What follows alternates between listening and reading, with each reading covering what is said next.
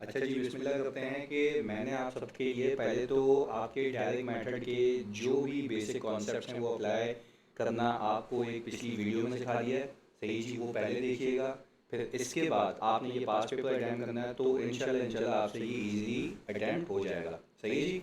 अच्छा जी, पास पेपर को रीड कर लेते हैं कि इसमें उसने पूछा क्या है। वो ये है कि भाई अल्फ़ा पाकिस्तान लिमिटेड है, लिस्टेड कंपनी है जिसकी होल्डिंग है 60% की ब्रावो लिमिटेड में। The company is in process of preparation of its consolidated financial statements. सही जो बोल रहे हैं, following are the extracts from the information that has been gathered so far. इसमें आपको P&L बैलेंस शीट दिया हुआ होगा। आपको मैंने पहले भी बताया है कि जब भी कैश फ्लो का सवाल होगा, balance sheet P&L already ready होगा। उसमें कंसोलिडेशन के रिलेटेड एडजस्टमेंट हो गई होंगी। अगर नहीं हुई होंगी तो आप पार कर लीजिएगा। सही जी। इस सवाल में बेसिकली पहली एडजस्टमेंट में ऐसा ही है कि वो इंटरवल सेल थी और सेल रिकॉर्ड जो आपस की हुई हुई थी वो सेपरेट बुक्स में तो है, वो कंसोलिडेटेड बुक्स में उसको एलिमिनेट करना भूल गया है। तो हमें ये पता है पीएनएल में सेल्स में से रिवर्स होती है, कॉस्ट ऑफ सेल्स से भी रिवर्स होती है, फिर अनरियलाइज प्रॉफिट से कॉस्ट ऑफ सेल्स को हम इंक्रीज कर देते हैं जिससे हमारा प्रॉफिट क्या हो जाता है, कम हो जाता है। तो इसको देख लेते हैं। अच्छा भाई, सबसे पहले अगर इस सवाल में मैं देखूं तो मेरे पास सबसे पहले आ रहा है पीपी का अकाउंट। सही है जी। मैं पीपी के अकाउंट में गया, मैंने बोला कि भाई मेरे पास ओपनिंग पीपी है 900 का, मैं यहाँ से देख सकता हूँ, ये रहा। मैंने कहा मेरे पास क्लोजिंग पीपी है 1100 का, जी ये रहा सर। मैंने कहा कि सर ये अकाउंट कम होता है डेप्रिसिएशन की वजह से। मैं इंफॉर्मेशन गैदर करने गया, उसने मुझे बोला कि ड्यूरिंग द ईयर 75 मिलियन का एंड 15 मिलियन का चार्ज है depreciation for the year, parent और सब्सिडी दोनों का। तो मैंने इस अकाउंट में ये पार कर दिया। मैं ideally balancing figure purchase of PP on cash निकालने लगा था, पर उसने मुझे सवाल में बता दिया कि आपने ड्यूरिंग द ईयर एक पीपी एक्वायर किया है जो कि लॉन्ग टर्म लोन पे 250 मिलियन का। तो बेसिकली इसकी एंट्री ये बनी होगी property plant and equipment debit और long term loan credit. That means कि इसका कैश फ्लो पे कोई इम्पैक्ट नहीं है। मैंने सिंपल एक काम किया कि लॉन्ग टर्म लोन को यहाँ पे डेबिट कर दिया और लॉन्ग टर्म लोन के अकाउंट में इसको क्रेडिट साइड पे पार कर दिया। अच्छा, मैंने कहा अब भी अगर डेबिट साइड पे कुछ बचता है तो वो एडिशनल पीपी है जो कि मैंने कैश पे एक्वायर किया है। ये आ गया जी 40 मेरे पास। क्लियर जी। अच्छा, कैश फ्लो के अंदर क्योंकि डायरेक्ट मेथड है, आपको ये पता होना चाहिए कि हमने जब प्रॉफिट बिफोर टैक्स से शुरू नहीं किया है तो मैं उसके अंदर कोई एडजस्टमेंट भी पार्क नहीं करूंगा। दिस मीन्स कि there are no adjustments relating to non cash items, क्योंकि हमने डायरेक्टली कैश की फिगर्स दिखानी है। तो मैं सिंपली एक काम करूंगा कि इन्वेस्टिंग एक्टिविटीज़ में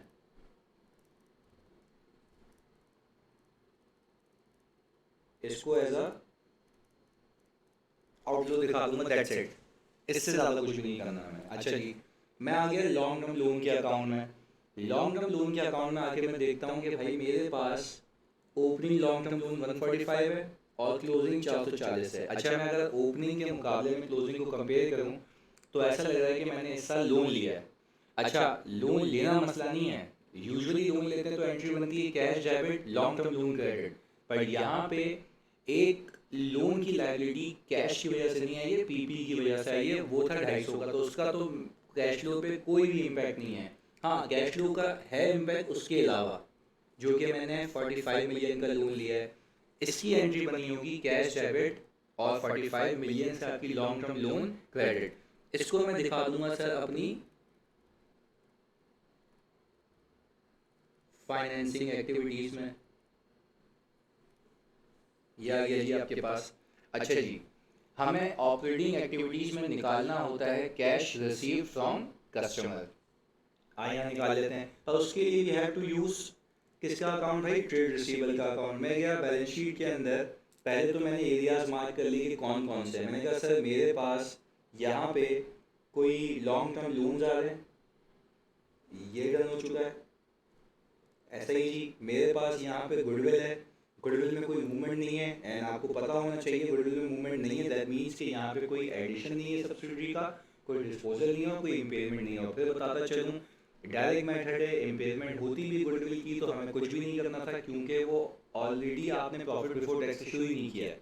आगे इसके बाद लॉन्ग टर्म रिसीवेबल देख लेते हैं भाई क्या है। लॉन्ग टर्म रिसीवेबल के लिए कहता है कि भाई ये रिप्रेजेंट करते हैं interest free loan to employees, यानी मैंने अपने एम्प्लॉयज को लोन दिया हुआ है और उसका रिसीवेबल है। अब मैं अगर इसको देखूं, ये 29 से 24 पे आया है। 29 से 24 पे आने का मतलब ये है कि मैंने अपने एम्प्लॉय से टेक्निकली क्या किए हैं, रिकवरीज की हैं। तो मैं चला जाता हूँ भाई इसके अकाउंट में जो ऑलरेडी मैंने बनाया हुआ है। अच्छा जी, देख लेते हैं इधर, ये रहा। हमने कहा कि सर आपके पास लॉन्ग टर्म, नाम चेक कर लेते हैं इसका, long term receivables.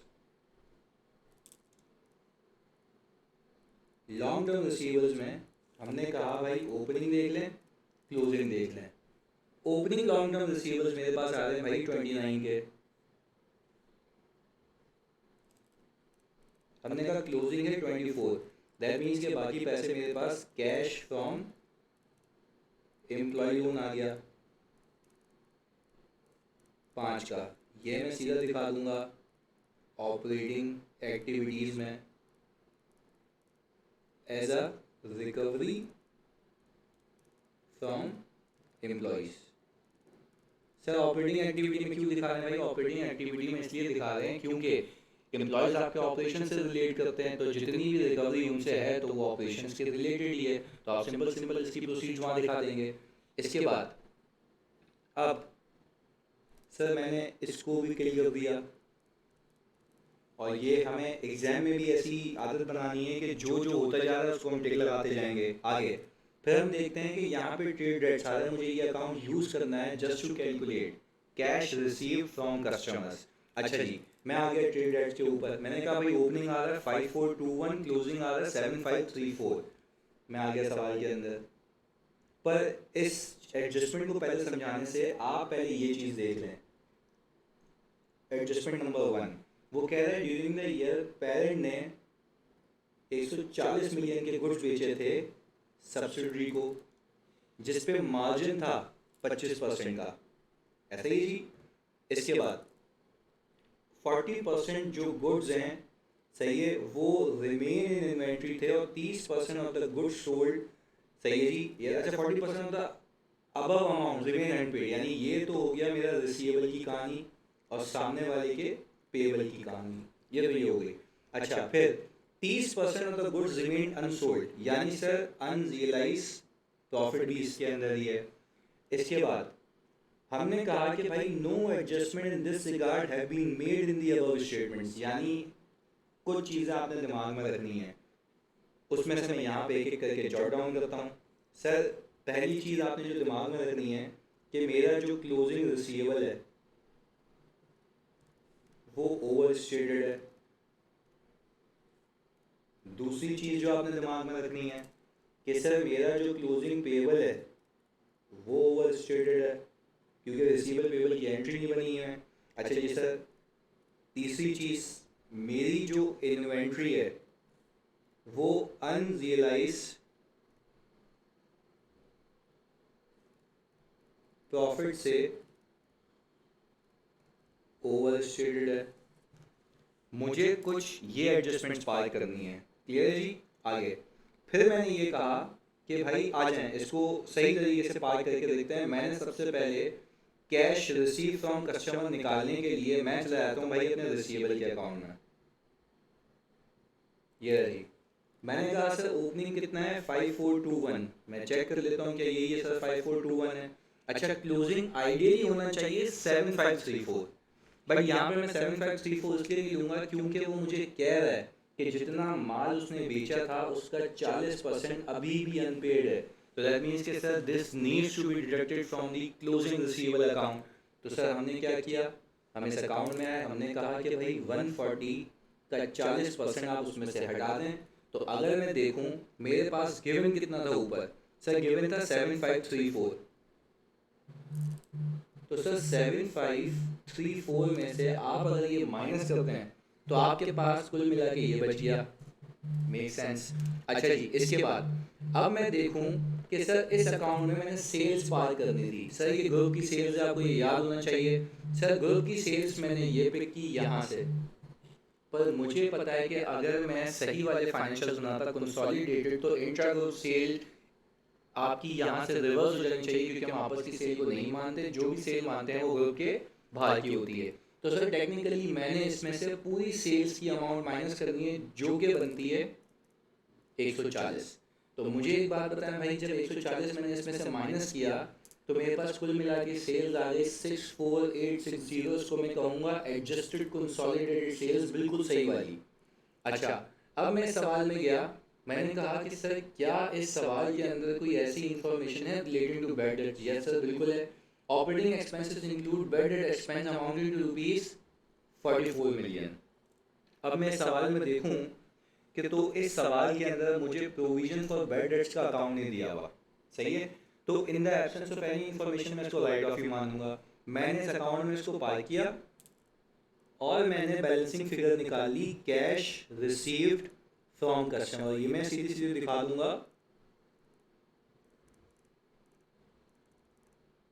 Operating activities में। I hope this is clear. इसके बाद मैंने कहा जब आप कैश रिसीव फ्रॉम कस्टमर निकाल लेते हैं तो आपने कैश सप्लायर को देना भी तो है, वो भी तो आप दिखाएंगे। अच्छा जी, आगे सुनिएगा। मैंने ये कहा कि भाई जब कैश पे टू सप्लायर निकालना है तो आपने अकाउंट्स पेबल का अकाउंट यूज करना है। मैं गया सवाल के अंदर, मैंने तो पहले इस पे टिक लगा दिया। मैं देखता हूँ यहाँ पे ट्रेड पेबल का अकाउंट नहीं आ रहा, ट्रेड एंड अदर पेबल आ रहा है। मैंने आपको फिर कॉन्सेप्ट दिया था कि जब ट्रेड एंड अदर पेबल की बात होगी तो इसके अंदर सप्लायर्स की पेमेंट भी होगी और ऑपरेशन के रिलेटेड जो भी एक्सपेंसेस हैं उसके भी पेबल्स होंगे। बट आपको फिर ख्याल रखना है कि आप जब पीएनएल से ऑपरेटिंग एक्सपेंसेस उठाएंगे उसमें से जो अलग अलग जगह के एक्सपेंसेस हैं, लेट से उसके अंदर बैड डेट एक्सपेंस है तो उसको हटाएंगे, डेप्रिसिएशन है तो उसको हटाएंगे, जो भी एक्सपेंस आपका बचेगा वो कुल मिला के आपके ऑपरेशन का एक्सपेंस होगा। अच्छा जी, मैंने क्या किया, सबसे पहले ओपनिंग 3970 पे किया और क्लोजिंग 4688 में पे करने लगा था तो मुझे याद आया कि एक रिसीवेबल पेबल की एडजस्टमेंट नहीं हुई है, तो वो जो रिसीवेबल से हटाया था वो पेबल से भी तो हटाऊंगा। ये बात क्लियर है? ओके। इसके बाद फिर मैंने ये कहा कि सर आ जाएं हम देख लेते हैं कि हमारे पास ट्रेड एंड अदर पेबल का ओपनिंग 3960 है। एक एक करके मैच कर लेते हैं इसको सर, ताकि कोई गलती नहीं हो। ये आ गया 3970। मैंने कहा क्लोजिंग कितना है भाई, 4688।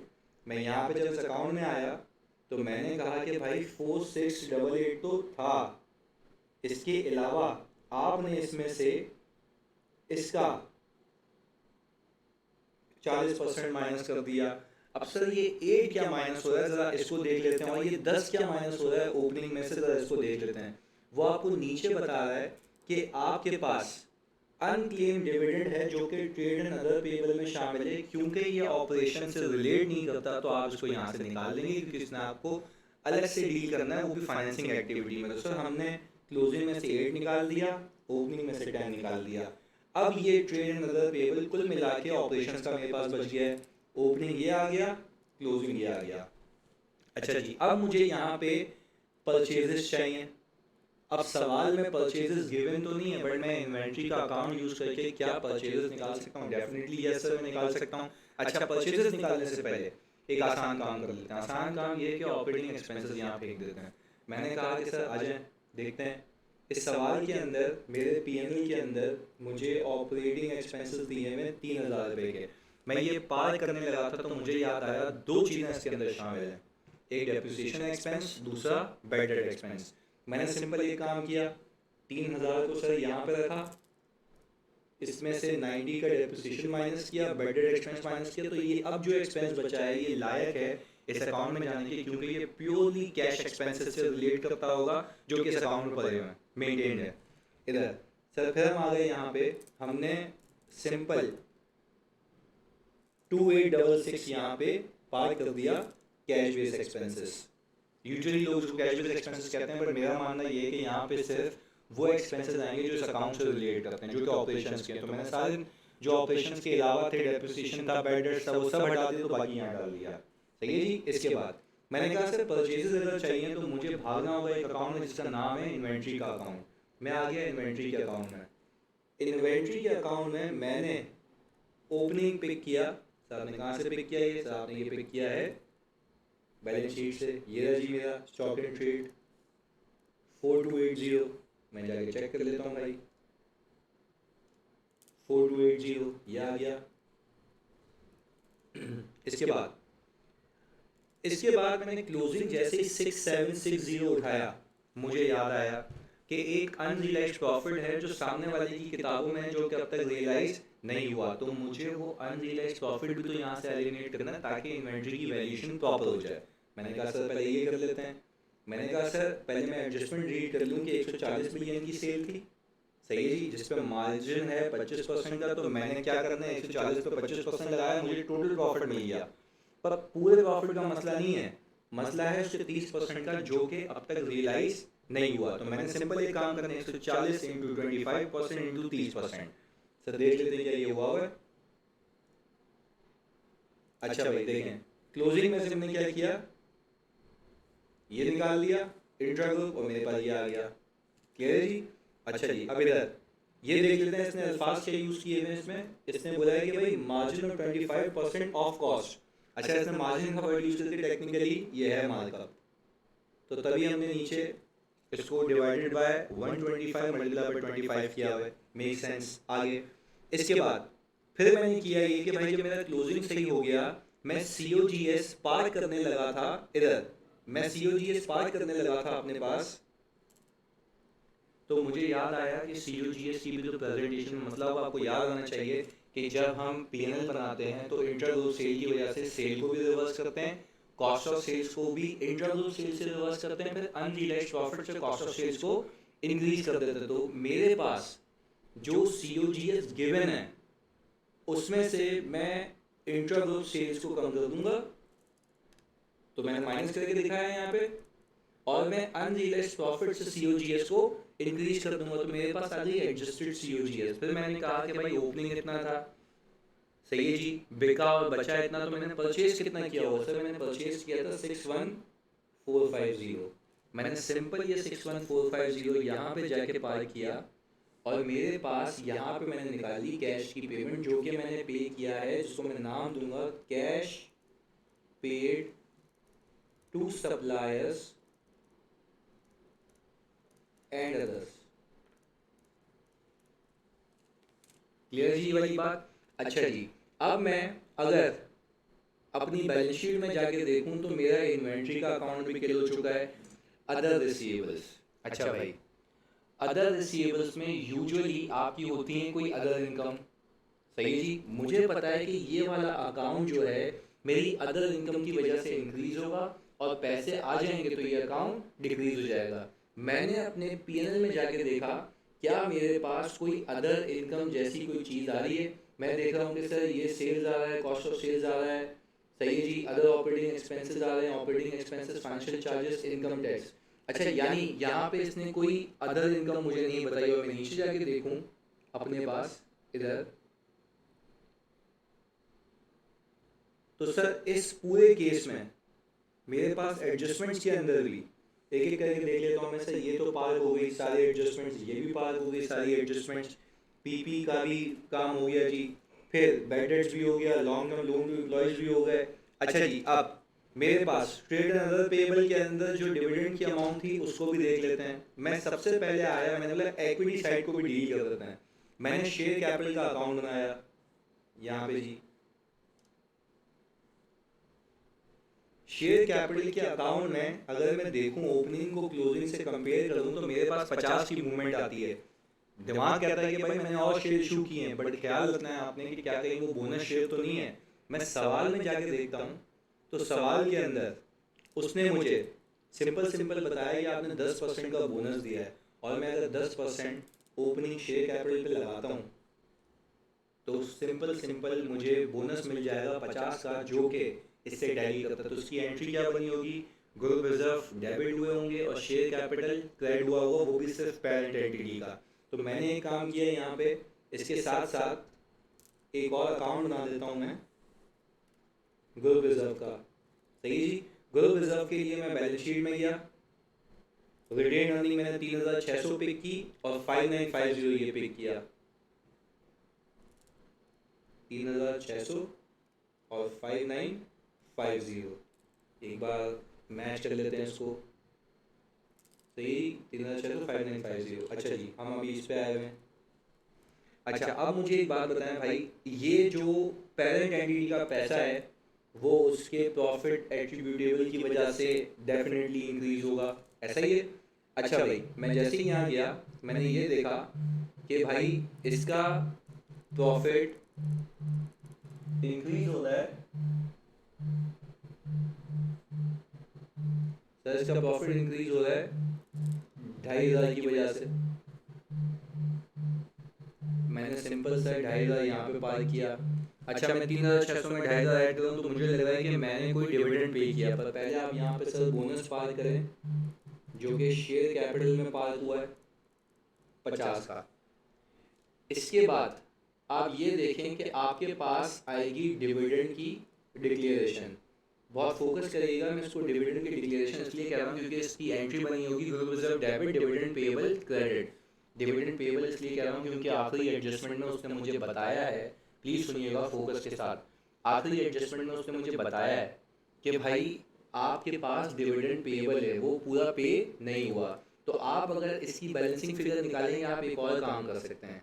आप एक और काम ये कर सकते हैं कि आप ये देखें कि इसने 2 रुपये पर शेयर का डिविडेंड दिया है।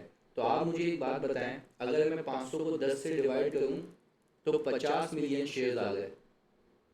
एक शेयर होल्डर के पास अगर 2 रुपये का डिविडेंड जा रहा है तो मैंने डिविडेंड दिया है 100 मिलियन का। क्लियर? मैं अगर इसको 100 मिलियन को यहाँ पार करूँ तो ये अकाउंट मेरा एग्जैक्टली मैच हो जाता है।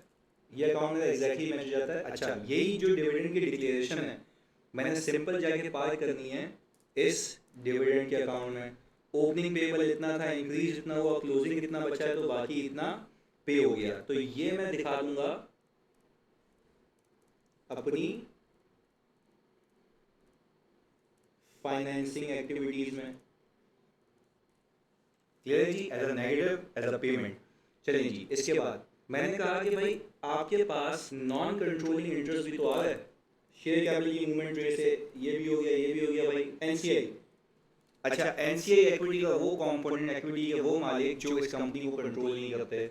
इसमें सिंपल मुझे एक चीज़ देखनी है कि ओपनिंग एनसीआई इंक्रीज होता है साल की कमाई से, जो एनसीआई का हिस्सा बनता है, और फिर जो एनसीआई को हम दे देते हैं उससे उसका प्रॉफिट उसको रियलाइज हो जाता है, तो एनसीआई क्या हो जाता है, कम हो जाता है। हमने कैश फ्लो में सीखा है, डायरेक्ट मेथड हो या इनडायरेक्ट मेथड हो, हमें एक चीज़ याद होनी चाहिए, हमारी एनसीआई इंक्रीज या तो प्रॉफिट की वजह से होगी या तो कोई और एक और सब्सिडी आ जाए उसकी वजह से, और डिक्रीज किस वजह से होगा, या तो तुम डिविडेंड दे दो, या तो लॉस हो, या तो एक सब्सिडी बिक जाए। व्हाट्सएवर द केसेस हमें सब आता है, पर इस केस में ना कोई एडिशन है ना कोई डिस्पोजल सब्सिडी की, सिंपल है प्रॉफिट आया है और डिविडेंड गया होगा।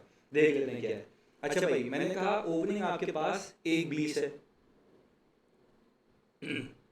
ये रहा। आपने पीएनएल से एनसीए का हिस्सा यहाँ फेंक दिया। जैसे ही आपने बच्चों पीएनएल से एनसीए का हिस्सा यहाँ फेंका, आपने देखा कि भाई this plus this will become 420। मैं देखा हम क्लोजिंग बराबर 235, तो बाकी क्या हुआ भाई, बाकी सब पे हो गया। इसको भी हम फाइनेंसिंग एक्टिविटी में दिखाएंगे। क्लियर है जी? आगे। अच्छा भाई, मैंने इसको यहाँ पे ले लिया। अब इसके बाद सर ये याद रखिएगा, ये जो डिविडेंड टू एनसी जो प्रॉफिट है ना, प्रॉफिट ये एनसीआई का हिस्सा है सब्सिडी में से, ये ऑलरेडी ऊपर कैलकुलेट हुआ है। इसमें से अगर बचा हुआ कम है तो बाकी उसको टेक्निकली क्या हो चुका है, डिस्ट्रीब्यूट हो चुका है। एक और बात, अगर इस सवाल में डिविडेंड पेबल टू एनसीआई का अकाउंट होता तो ये पेमेंट नहीं होती, ये डिक्लेरेशन होती, फिर ये जाती पेबल के अकाउंट में, वहां से इसकी पेमेंट निकलती। अच्छा जी सर, इसके बाद अब सर,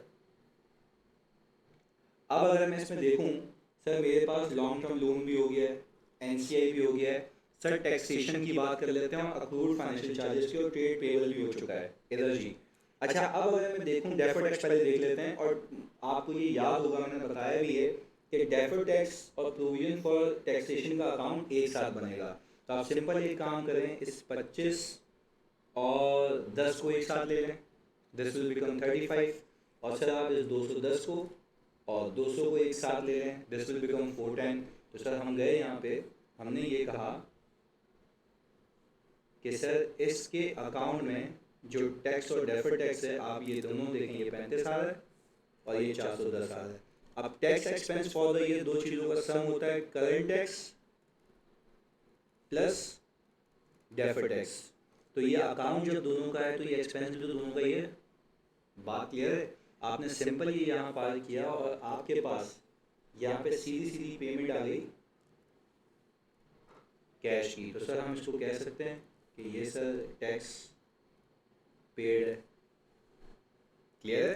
अच्छा जी, देखो यहाँ लॉजिक पार करने की मैं फिर एक बार रिकॉल कर देता हूँ। देखो इसके अंदर डेफर्ड टैक्स भी है ना, और क्लोजिंग में भी डेफर्ड टैक्स है। तो टेक्निकली जो डेफर्ड टैक्स का इंक्रीज है, सही है, वो इस एक्सपेंस में यहाँ पे पार हो गया, तो वो पेमेंट में कन्वर्ट नहीं होगा। सही, तभी हमने उसको एक साथ यहाँ पे डाल दिया। और बाकी जो बकाया पेमेंट है वहाँ से अकाउंट से निकल के सीधी सीधी आपकी ऑपरेटिंग एक्टिविटीज में आ जाएगी 825 की। अच्छा, फिर मैंने कहा कि भाई आपके पास ओपनिंग भी दिया हुआ है, क्लोजिंग भी दिया हुआ है, अक्रूड फाइनेंशियल चार्जेस का मतलब है इंटरेस्ट पेएबल। आपने सिंपल एक काम किया, फाइनेंशियल स्टेटमेंट से 890 उठाया। सर मैं फाइनेंशियल स्टेटमेंट्स में गया, सर फाइनेंशियल स्टेटमेंट्स के अंदर मैंने 890 पिक किया, ये रहा। सही जी, मैंने यहाँ पे पार कर दिया 890 अक्रूड फाइनेंशियल चार्जेस में, ये रहा जी।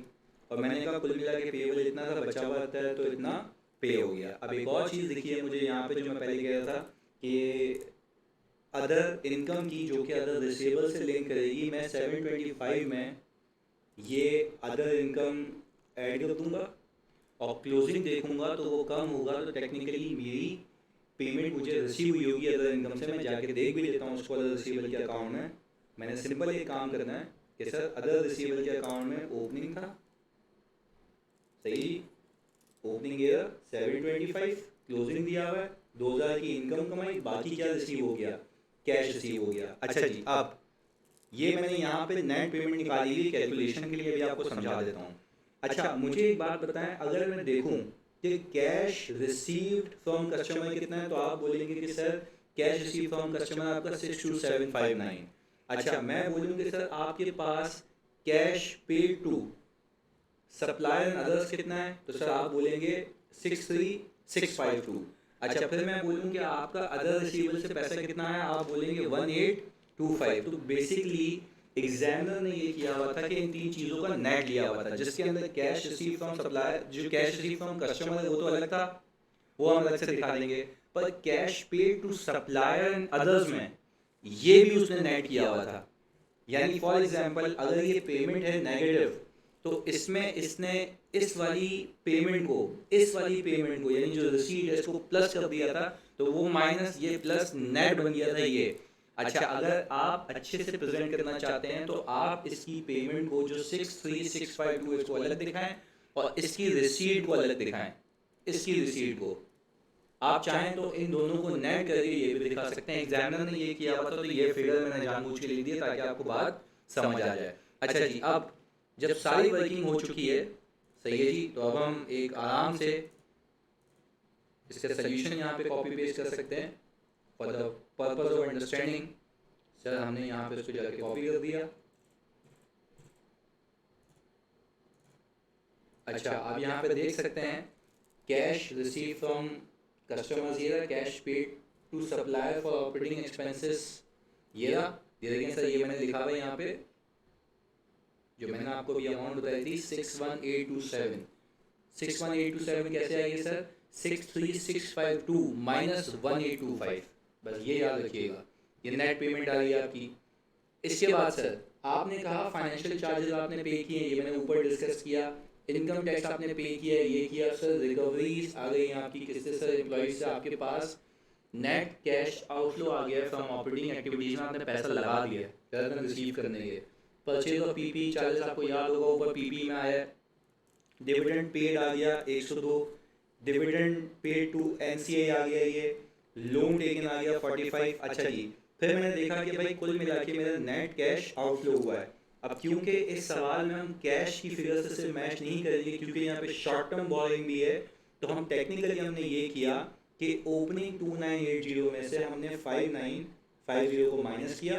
तो सर जैसे ही इसको माइनस किया हमारे पास ओपनिंग फिगर आ गई 2970, और जैसे ही हमने इसमें इसको एडजस्ट किया तो हमारे पास नेगेटिव बैलेंस पावर 4025 अब मैं जाके इसको अगर मैच करूँ सवाल में, तो सर मैं तो ये मुझे देख के लगा ये तो पॉजिटिव कैश है, पर बेटा पॉजिटिव कैश तो है पर उससे ज़्यादा ऑब्लिगेशन भी है।